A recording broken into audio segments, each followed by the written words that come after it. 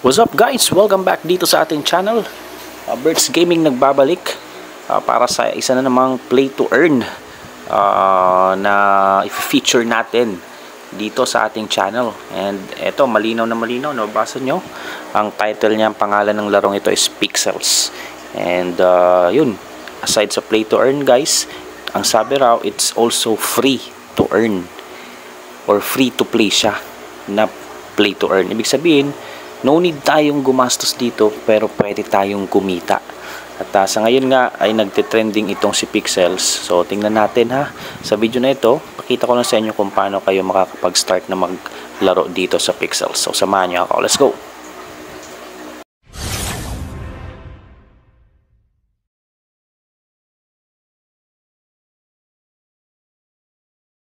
Okay, so first na gagawin natin is puntahan nyo itong site na play.pixels.xyz.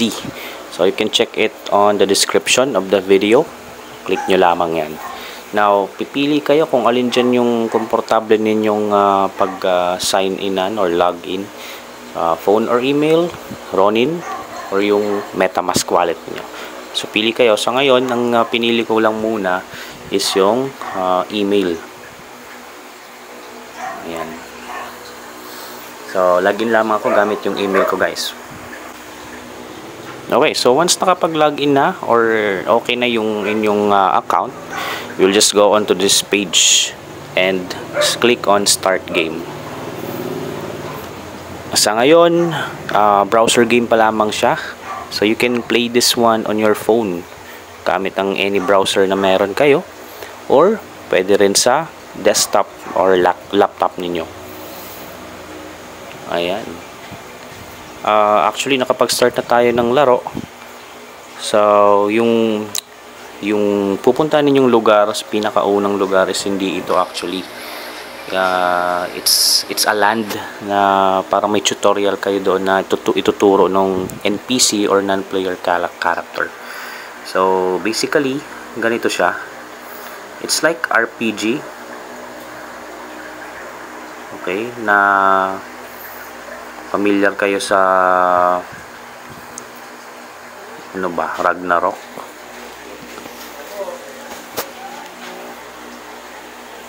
So it's like role playing, something like that, na pwede nating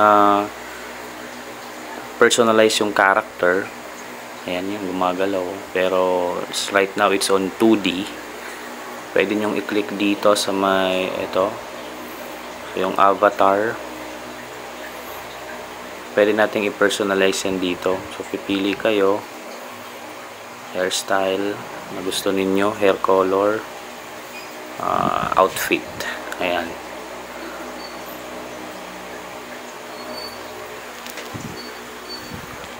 Ngayon, the main purpose ng laro talaga is mag-farm, makapag-farm, okay? Kasi doon sa pag-farm, doon tayo kikita. So wala tayong ilalabas na pera, pero pwede tayong kumita dito through this in-game token na tinatawag, yung berry. Ito yan, itong nasa taas na meron tayo sa ngayon na 473. And then, yung color green, 0 pa. That's what you call pixel token. Wala pa tayo yan. Yung pinakataas naman, energy. Kasi sa bawat galaw mo dito, like magpa-plant ka, and then aanihin mo yung tinanim mo, may energy katumbas yun na mako-consume. So, basically, ganun yung laro. So, once na maka-create kayo ng account ninyo, check like this one, you go to the farm, kung saan na farm. Okay, actually, dito kasi madaming farm dito. Yung mga farm owner or land owners, pwede natin yung puntahan. Dito lang tayo pupunta sa sa farmlands. Ayan, or top farms. Papasok tayo dyan. Tapos ay dito i-click natin ito.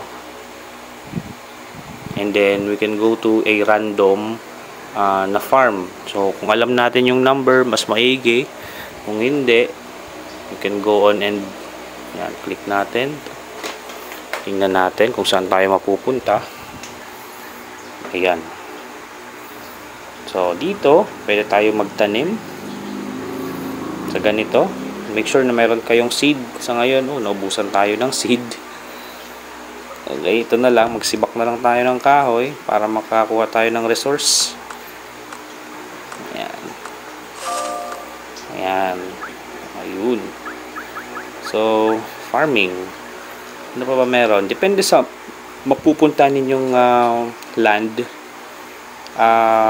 Sa ngayon dito ang available is taniman lang. So, wala dito yung sa chicken. Wala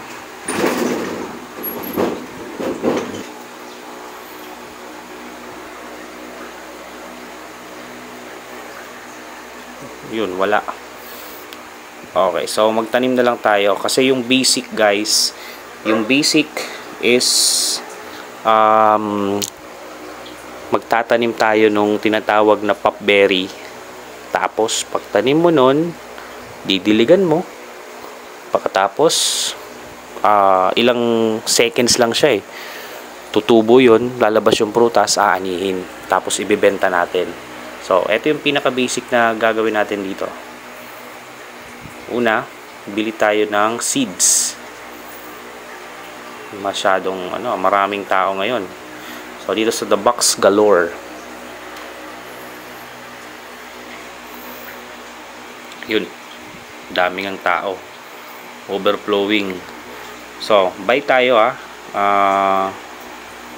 asa na ba yun? Eto. Popberry seed. Bili tayo ng yan, 20. Okay?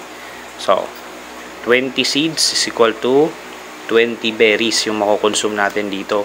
Pero, pag binenta natin yung popberry, ang halaga nun is 3 berries. So, parang multiply into 3 yung ating investment pag ganun. Diba?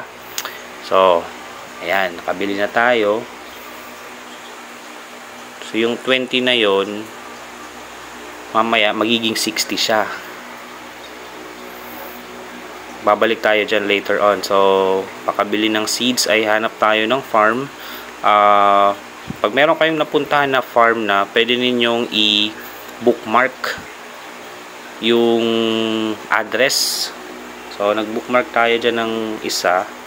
Yan, balikan nyo na lamang dito sa may taas na bahagi. Just click on go and mapupunta kayo doon sa farm.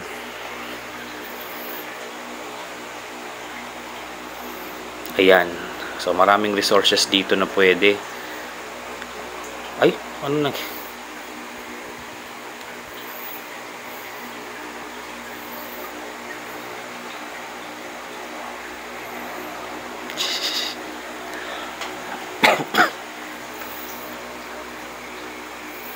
Okay, so pasok tayo dito. Yan, may honeybee farm, pero hindi yan yung natin. Dito tayo sa planting kasi yung honeybee kailangan yun ng queen bee. Wala pa tayong ganun, binibili din ata or nakukuha. So yung basic muna tayo, basic after makagawa ng account. Ito yung sunod, basic na gagawin maliban sa missions, kasi may mga missions din sa mga non-player character. So ito para makapag-ipon ng berry. Okay, click on the seed. Ayan, so na-select mo na siya. Ngayon, pindutin mo lamang yung lupa, bakanteng lupa na kwadrado. Okay. Ayan, so ubos na. So, next thing is, ang gagawin natin dyan, select on this, yun, pandilig. Kailangan siyang madiligan So, hindi to tutubo hanggat hindi nyo nadidiligan ng tubig. So, right after madiligan, kahit isang beses, ay maghihintay na lamang tayo. Tutubo yan, guys. So, may oras. May oras siya. 39 seconds. 13.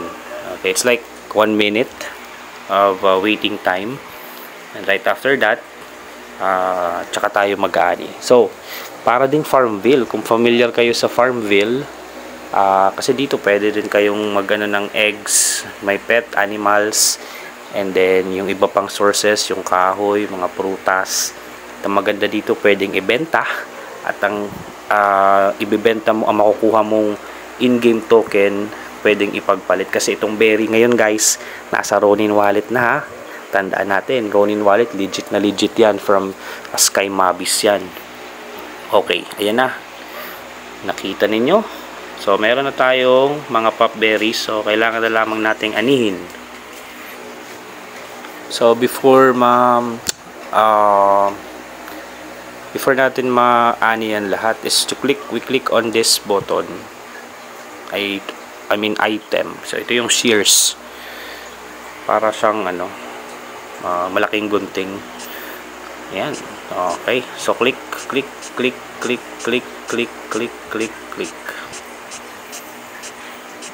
Sa maubos. So, we have 20 pop berries. Pwede na tayong bumalik doon sa Terra Villa. And balik doon sa Box Galore para ibenta.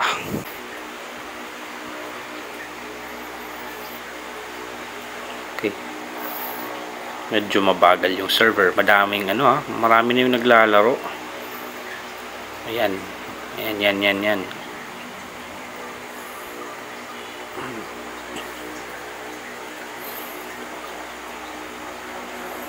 And ayan. Okay. So dito, click natin ulit itong tindahan ni Hazel. And dito tayo, click niyo yung sell. And hanapin ninyo yung inyong popberry. Uy, meron tayong times 70 na naipon. So meron pala ako dito dati sa bag. So 3 ang katumbas na berry makukuha natin. So max natin pagbili natin tong lahat. Pero kung sa 20,